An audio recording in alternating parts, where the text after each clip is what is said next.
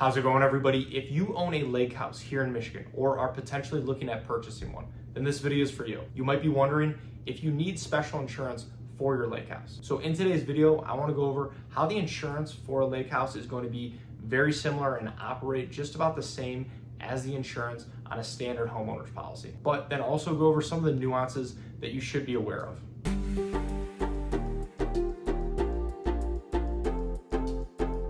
Thank you for stopping by. My name is Brian. I'm an independent insurance agent based here in the state of Michigan, Metro Detroit specifically, and I work with businesses on their commercial insurance programs, as well as helping families and individuals with their personal insurance, their home, their auto insurance as well. My goal with this channel is to pass on a little bit of educational information to you so that you can make more informed decisions around your insurance, and then overall help answer any questions that you might have. So let's get into it. And before we get too far into the video, I do want to invite you to subscribe to the channel, and if you find this video helpful, useful, anything like that, please feel free to like, share, pass it along with anyone else as well. So the short answer is that the basics of your policy for a lake house is going to operate just about the same as a standard homeowner's policy. You'll want to make sure that you have the essentials in place, like having an accurate replacement cost value on your home. And this would be the dwelling coverage A amount on the policy. And it's important to remember that this is based on what it would cost to completely rebuild your home, not the market value. And then it's also always a good idea to look into endorsements like a guaranteed replacement cost endorsement or increased cost endorsement. And this adds additional coverage on your policy in case there ever is a total loss, rebuilding cost change, and the cost to rebuild your home is greater than the replacement cost estimate that was originally on the policy. And another key piece is going to be your personal liability coverage. Because you are going to be on a leak, your liability exposure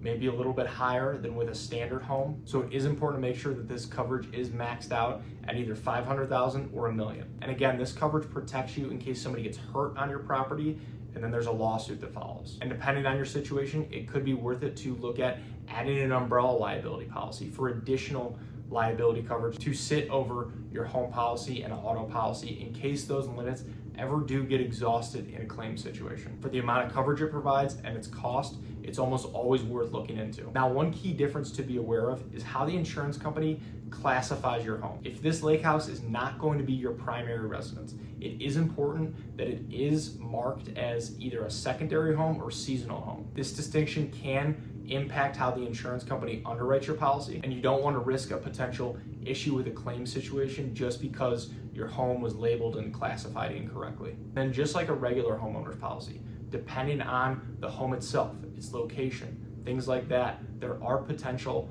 optional coverages that are worth considering as well. Ordinance or law coverage can be very important, especially if you have maybe an older home. And this would help after a claim event to help get parts of your home up to code that might have been damaged. And then water and sewer backup coverage is definitely worth looking into. This protects water coming from within the home. So think sump pump, drains, showers, toilets. And it is one of the most common claims we see here in Michigan. So again, definitely worth considering. And it is important to note this is different than flood coverage. For flood coverage, for the most part, you will most likely have to purchase a complete separate policy, and that covers water coming from over top of the home and will typically be excluded on a standard home policy. Then there's service line coverage. This helps protect any underground utility lines going into your home. And then equipment breakdown coverage for your major appliances can also be worth considering. So depending on your home and your individual situation, the amounts for these coverages can all vary. And then another important piece, it's important to think about your personal property coverage. A lake house can also come with things like